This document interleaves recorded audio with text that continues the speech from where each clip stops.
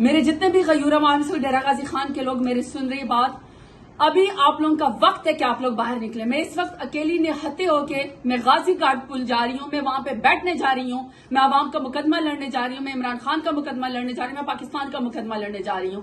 یہ بات یاد رکھیے گا، یہ اکیلے عمران خان کی جنگ نہیں ہے. آج عمران خان آپ کی جنگ لڑتے لڑتے اس کے اوپر کوئی چوری کا مقدمہ نہیں ہے، اس نے کوئی جرم نہیں کیا. اس نے ایک ہی جرم کیا کہ اس نے آپ کا 22 کروڑ عوام کا پاکستان کا مقدمہ لڑا ہے.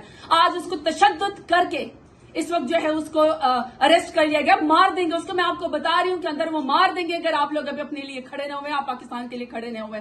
اور میں ڈیرہ غازی خان کے غیور عوام کو بتا رہی ہوں، میں صرف اللہ سے ڈرتی ہوں اور میں کسی سے نہیں ڈرتی. نہ میں پولیس سے ڈرتی ہوں، نہ میں رینجر سے ڈرتی ہوں، نہ میں کسی پی ڈی ایم سے ڈرتی ہوں، نہ میں شہباز سے، نواز سے، زرداری سے، میں کسی سے بھی نہیں ڈرتی ہوں. جس نے کرنا آ کے نہ میری زبان بندی نہیں کر سکتا. میں اس وقت غازی گارڈ کے اوپر بیٹھنے جا رہی ہوں، حق کی آواز دینے کے لیے، عمران خان کا ساتھ دینے کے لیے اور اپنے مستقبل کے لیے میں وہاں پہ جا رہی ہوں. اگر پہلی گولی لگے گی ڈیرہ غازی خان کے عوام تو یہ بات یاد رکھے تو مجھے لگے گی.